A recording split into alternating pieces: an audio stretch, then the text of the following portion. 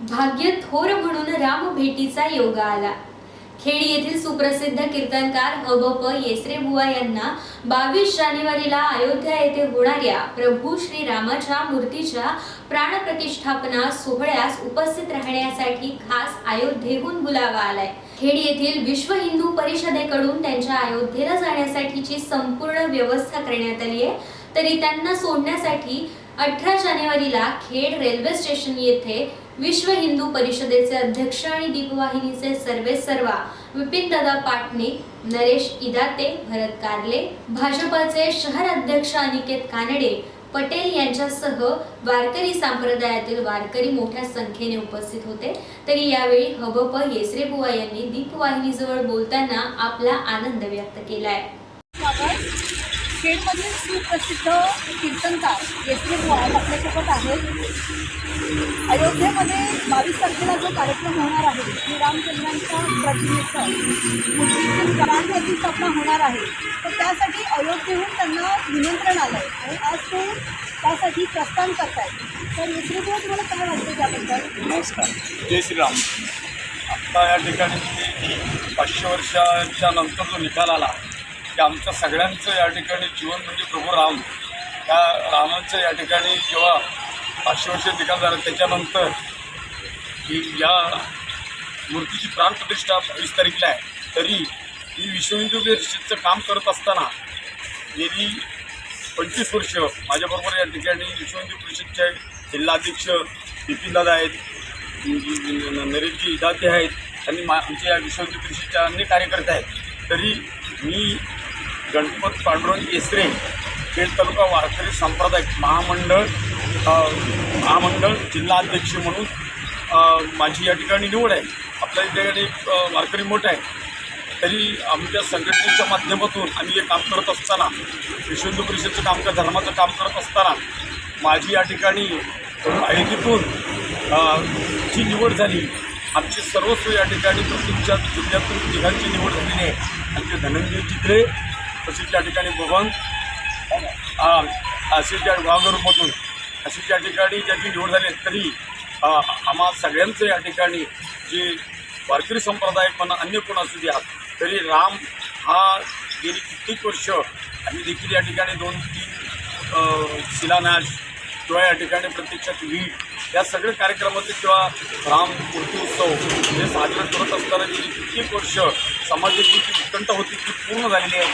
आणि त्याच्यासाठी 22 तारखेला प्राणप्रतिष्ठा आहे। त्याच्यासाठी माझी या ठिकाणी आमच्या संघटनेच्या माध्यमातून काम आमचे विपिनदादा, नरेशजी इदाते, अन्य कार्यकर्ते आमच्या खेड तालुक्यातले, अन्य जिल्ह्यातले की अनुरुद्ध भावे हे देखील या ठिकाणी प्रत्यक्षात विजयजी चित्रे अशी सगळी मंडळी आमचे काम कार्य करत असताना तेच पाहून वरून संघटनेने म्हणजे अयोध्येतून माझी या ठिकाणी आम्हा तिघांची तिकीट देखील त्या सर्व खर्चाचं त्यांनी तुमचं नियोजन केलं आहे। तरी आम्ही या वारकरी संप्रदाय माझी या ठिकाणी आमच्या वारकरी संप्रदायाचे उपाध्यक्ष आम्ही या ठिकाणी प्रत्यक्षात आमचे चंद्रशेखरजी सावंत अन्य या ठिकाणी काळकरी मंडळी आमची साथीदार राजारामजी खाडेकर महाराज हे सगळे माझे साथीदार इथे उपस्थित आहेत। तरी आम्ही या ठिकाणी प्रत्यक्षात तिथे आज प्रस्थान करत आहोत। आजच्या या तारखेपासून आम्ही 22 तारखेला तिथं माझी नियोजनं केलेली आहे। तरी या ठिकाणी प्रत्यक्षात मी आत्ता मॅडम विचारल्याप्रमाणे तिथं असं सांगू इच्छितो की आम्ही या ठिकाणी या रामप्रभूच्या मोठ्या उत्सव पुन्हा परतीच्या प्रवासानं आल्यावरती देखील या रामोत्सवाचे साजरे होतील। तरी या ठिकाणी दीपवाहिनी तर या ठिकाणी आम्हाला जी विचारणा केली त्यामध्ये दीपवाहिनीच्या अयोध्येतील 22 जानेवारीच्या भव्य दिव्य सोहळ्याच्या पार्श्वभूमीवरती आता पूर्व कार्यक्रमांना सुरुवात देखील झाली आहे। 22 जानेवारीला अयोध्येमध्ये होणाऱ्या सोहळ्याच्या पार्श्वभूमीवर घरोघरी जात आता निमंत्रण आणि मंगलक्षता वाटप सुरू आहे। सोबतच रामभक्तांकडून विविध कार्यक्रम देखील राबवण्यात येत आहेत। खेडमध्ये देखील घरोघरी अक्षता स्वीकारताना त्यांचा मान राखत त्यांची पूजा करण्यात येते। रामरक्षा तसेच प्रभू श्री रामाचे भजन देखील गात अक्षता स्वीकारल्या जात आहेत। यावेळी सर्व भक्तांच्या चेहऱ्यावरती आनंदाचे आणि स्वप्नपूर्तीचे भाव उमटलेले दिसून येत आहेत। मुंबई उच्च न्यायालयाने विधानसभा अध्यक्ष आणि ठाकरे गटाच्या 14 आमदारांना नोटीस जारी केली आहे। त्यानंतर आता ठाकरे गटाने धावाधाव करत सर्वोच्च न्यायालयाला त्यांची याचिका तातडीने ऐकून घेण्याची विनंती केली आहे। शिवसेना आमदार अपात्रता प्रकरणात विधानसभा अध्यक्षांनी दिलेल्या निकालाविरोधात एकनाथ शिंदे यांनी उच्च न्यायालयात धाव घेतली होती। शिंदे गटाने दाखल केलेल्या याचिकेवर मुंबई उच्च न्यायालयात 8 फेब्रुवारीला सुनावणी होणार आहे। तर ठाकरे गटाला सर्वोच्च न्यायालयाने 22 जानेवारी ही तारीख सुनावणीसाठी दिली आहे। अयोध्येतील राम मंदिरात होत असलेल्या प्राणप्रतिष्ठा कार्यक्रमाच्या दिवशीच शिवसेनेची बाजू सर्वोच्च न्यायालयात ऐकून घेतली जाऊ शकते।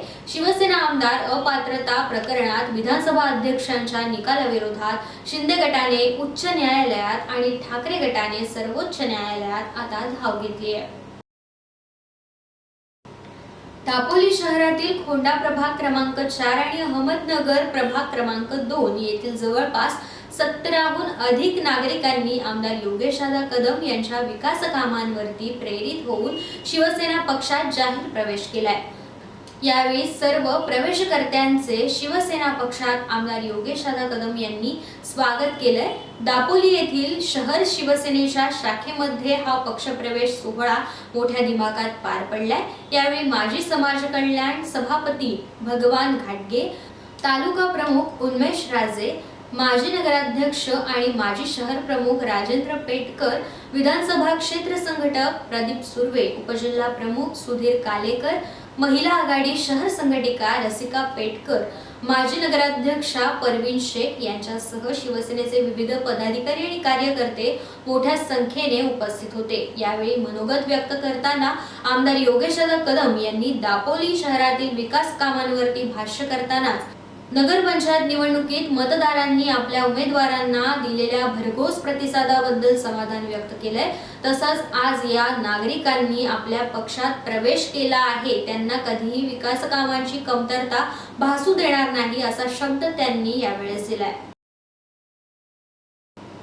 चिपळूण येथील कैलासवासी राधाताई लाड सभागृह वैश्यभवन चिपळूण येथे 21 जानेवारी 2024 रोजी रत्नागिरी जिल्ह्यातील वैश्यवाणी समाजाचा महामेळावा आयोजित करण्यात आलाय। तरी सर्व वैश्यवाणी समाज बांधवांनी आपण स्वतः तसेच आपले नातेवाईक आणि समाज बांधव या सर्वांना घेऊन या मेळाव्यामध्ये सहभागी व्हावे असे आवाहन करण्यात आले।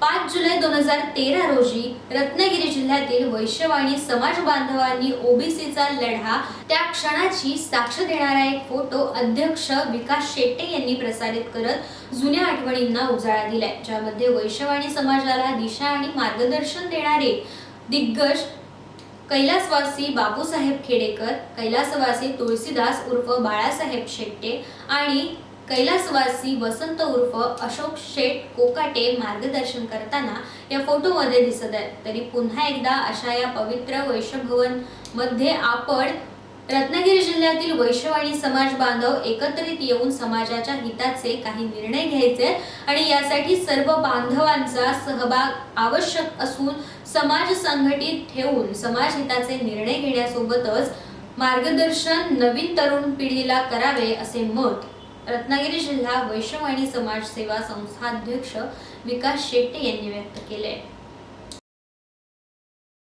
शिवसेनेचे आमदार राजन साळवी यांच्या घरी आणि हॉटेलवर धाड पडली आहे। तपासणीसाठी एसीबी पथक अचानक दाखल झालं। या एसीबीच्या पथकात डीवायएसपी सुशांत चव्हाण यांच्या पथकासह 20 अधिकारी कर्मचारी दाखल झाले। आमदार राजन साळवी यांच्या घरी एसीबीची टीम दाखल झाली।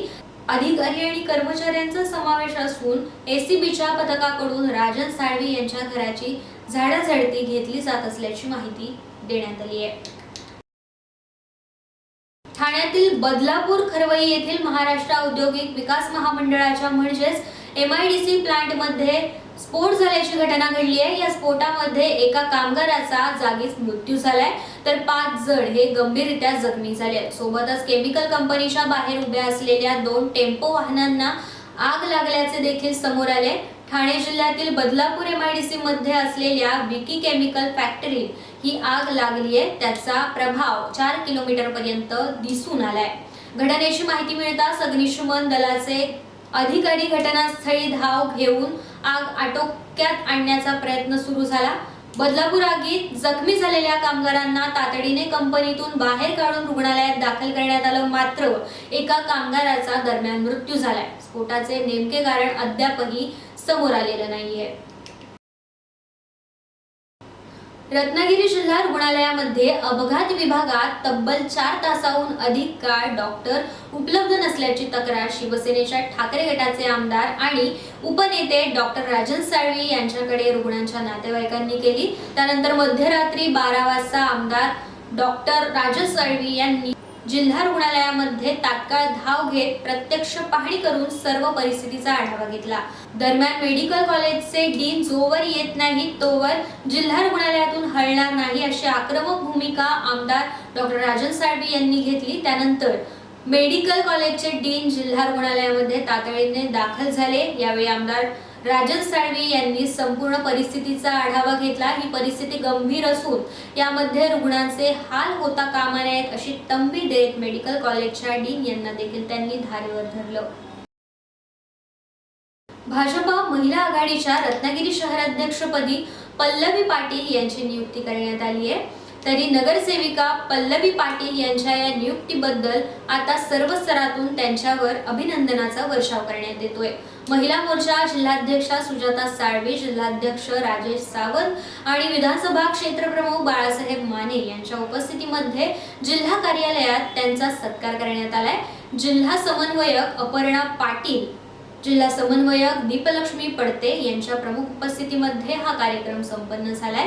जिल्हाध्यक्ष राजेश सावंत यांनी या प्रसंगी नारी शक्तीचा गौरव करत देवी सरस्वती, देवी लक्ष्मी आणि माता दुर्गेच्या रूपात आपण कार्यकर्ती म्हणून कार्यरत राहावे असे आवाहन त्यांना केले।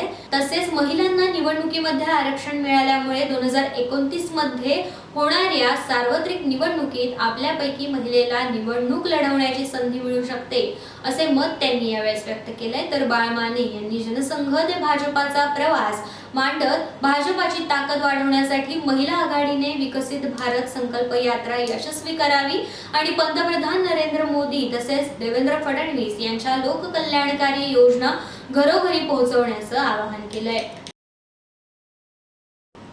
रत्नागिरी जिल्हा मध्यवर्ती सहकारी बँकेची UPI पेमेंट मेथड आता सुरू करण्यात आली आहे। रत्नागिरी जिल्हा मध्यवर्ती सहकारी बँक लिमिटेड रत्नागिरी या बँकेच्या UPI म्हणजेच गुगल पे, फोन पे, अमेझॉन पे, पेटीएम वर आता RDCC बँकेची ऑनलाईन पेमेंट मेथड उपलब्ध करण्यात आली आहे आणि या सेवेचे उद्घाटन देखील आता संपन्न झाले आहे। बँकेचे अध्यक्ष डॉक्टर तानाजीराव चोरगे आणि सर्व संचालक मंडळ तसेच बँकेचे मुख्य कार्यकारी अधिकारी आणि बँकेचे सर्व अधिकारी यांच्या हस्ते ऑनलाईन पेमेंट मेथडचे उद्घाटन करण्यात आले। सदर UPI सेवा ही सर्व ग्राहकांसाठी कार्यान्वित करण्यात आली आहे। तरी बँकेच्या सर्व ग्राहकांनी याचा लाभ घ्यावा असे आवाहन यावेळेस करण्यात आले।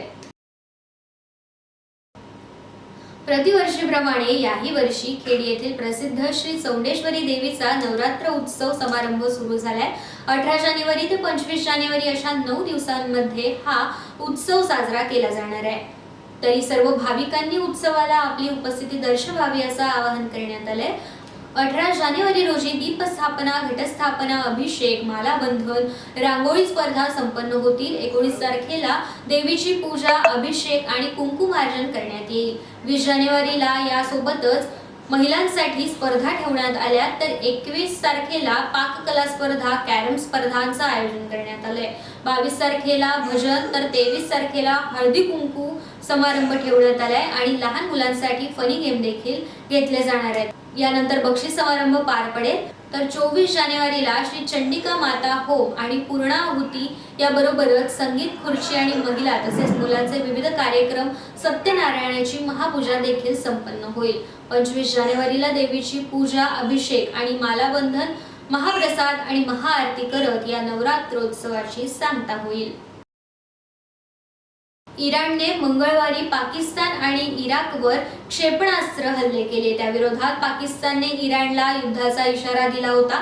तसंच इराणने हद्दीचे उल्लंघन करून कुरापत काढली आहे अशी संतप्त प्रतिक्रिया आता पाकिस्तानने दिली होती। या पाकिस्तानने आता इराणवर प्रतिहल्ला केलाय। त्यामुळे आता हमास इस्रायल युद्धानंतर आता पाकिस्तान इराण यांच्यात युद्ध पेटणार का असा मोठा प्रश्न निर्माण झालाय।